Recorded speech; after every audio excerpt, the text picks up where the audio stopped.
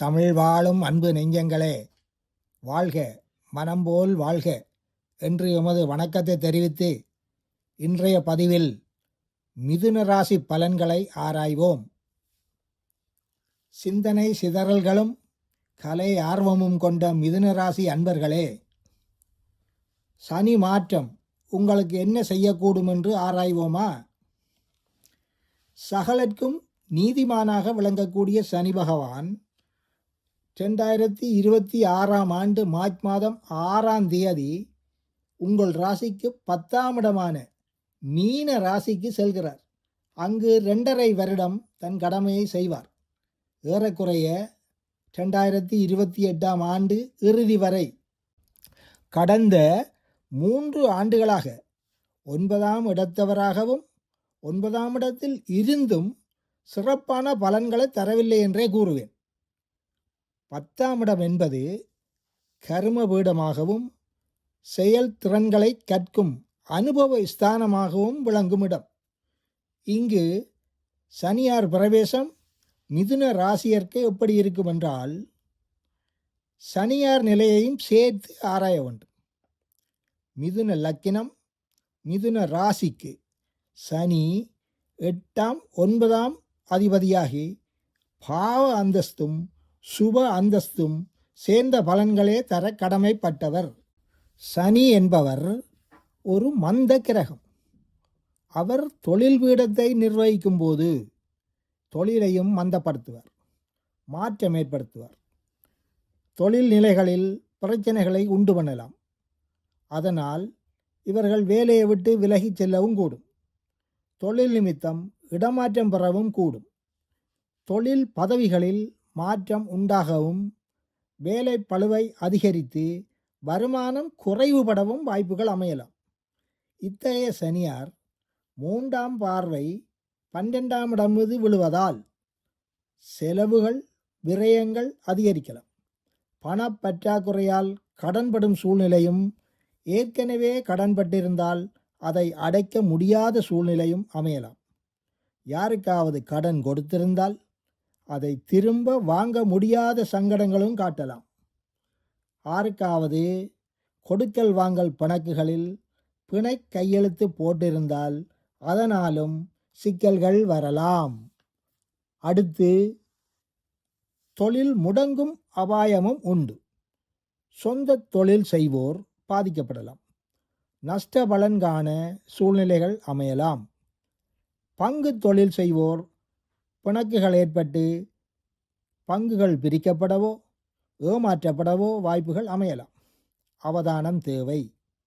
அதைவிட பொறுமை தேவை. தொழில் தேடிக்கொண்டிருப்போர் மிகுந்த அலைச்சல் பட்டு தேட வேண்டி வரலாம். மந்த நிலையிலுள்ள மாணவர்கள் வியாழ மாற்றம் ஏற்பட்ட பின், அதாவது 2026 ஜூன் மாதத்தின் பின் தேர்ச்சி அடைவார்கள். இதுவரை நோய் நொடி துன்ப நிலையில் இருப்போர் 2026 ஜூன் மாதத்தின் பின்பு ஓரளவு தேறி வர வாய்ப்புண்டு.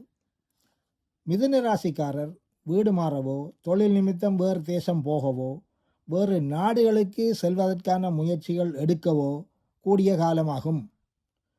கடும் முயற்சி செலவு செய்து பயன்பெற வேண்டிய நிலை உண்டு.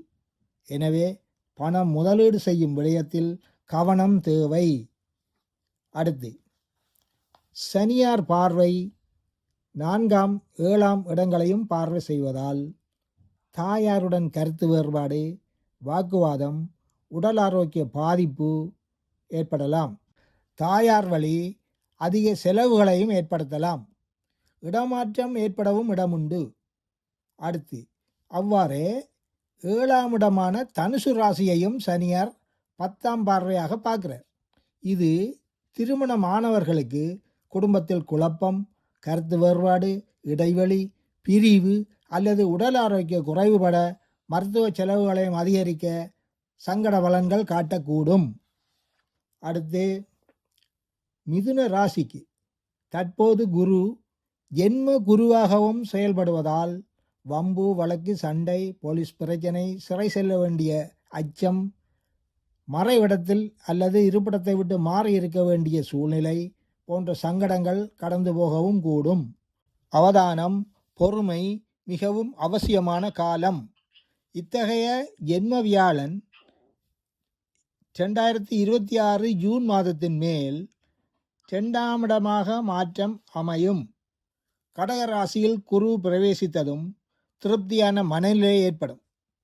வியாழன் பார்வை 6ஆம், 8ஆம், 10ஆம் இடமான பாவஸ்தானங்களையும் பார்ப்பதால் கெடுபலன்கள் கட்டுப்படும். மேலும் 10ஆம் இடத்தில் சனியார் மீது குரு பார்வை சனியாரையும் ஓரளவு கட்டுப்படுத்தும் என்றே கூறலாம். அடுத்தே துலாம் லக்னமாக அமையப்பெற்றவர்கள் சனியார் பாதிப்பிலிருந்து தப்பிக்கொள்ளலாம். கும்ப லக்கினத்தவராயின் சமாளிக்கலாம். ஏனைய லக்கினத்தில் பிறந்தவர்கள் பொறுமையை கடைப்பிடித்து பேசுவதாலும் நிதானமாக நடந்து கொள்வதாலும் கஷ்ட நஷ்ட பாதிப்புகளிலிருந்து சுலபமாக கடந்து வரலாம். மேலும் 9ஆம் இடத்தில் உள்ள ராகுவும் சனியாரை கட்டுப்படுத்துவதால் 26ஆம் ஆண்டு, அதாவது இந்த ஆண்டு இறுதி வரை சனியார் அதிக பாதிப்புகளை காட்டார் எனலாம். அடுத்தே ஒரு ராசியின் பலனை அறிவதில் மகாதிசையின் பங்கும் முக்கியமானது. அதன்படி மிதுன ராசியில் மிருகசீரிடம் 3ஆம் 4ஆம் பாதங்களில் பிறந்தவர் செவ்வாய் திசையிலும், திருவாதிரை நட்சத்திரத்தில் பிறந்தவர் ராகு திசையிலும், புனர்பூசம் நட்சத்திரத்தில் 1ஆம் 2ஆம் 3ஆம் பாதத்தில் பிறந்தவர்கள் குரு திசையிலும் பிறந்துள்ளீர்கள். தற்போது வயது அதிகரித்தவர்கள் இத்திசைகளை கடந்து வேறு திசைகளிலும் பயணம் செய்கிறீர்கள். எனவே உங்கள் ஜனனகால சாதகத்தை கொண்டே சரியான பலன் அறியலாம். தற்போது மகாதிசை புத்திகள் சாதகமானால் சாதகமான சுபபலன்களும், சங்கடமான திசை புத்திகள் நடப்பவர்கள் மந்தமான பலன்களும் அடையவே வாய்ப்புண்டு. அடுத்து எத்தகைய சூழ்நிலைகளையும் சாதகமாக்கி நற்பலனை தர வல்லது தெய்வ வழிபாடு ஒன்றே. பொதுவாக மிதுன ராசியினர் மகாவிஷ்ணுவை வழிபடுதல் நன்றே.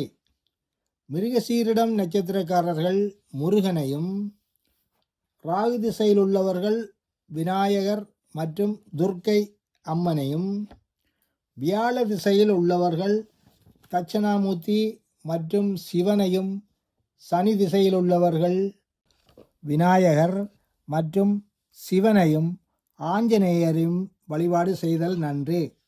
மேலும் அவரவர்களுடைய நட்சத்திரம் வரும் நாளில், அதாவது நீங்கள் பிறந்த நட்சத்திரம் மாதம் ஒரு முறை வரும் அந்த நாட்களில் அருகிலுள்ள கோயிலுக்கு சென்று வழிபாடு செய்தல் நன்று.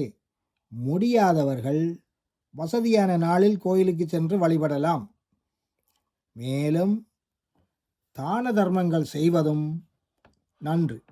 இது புண்ணியத்தை அதிகரித்து தீமைகளை விலக்கி வைக்கவோ பாவக்கணக்கை குறைக்கவோ வழி செய்யும். எனவே நல்லதை செய்து நன்மையே பெறுவோம் என்று கூறி மீண்டும் அடுத்த பதிப்பில் சந்திப்போம் என்று விடைபெறுகிறேன். நன்றி. மனம் போல் வாழ்க.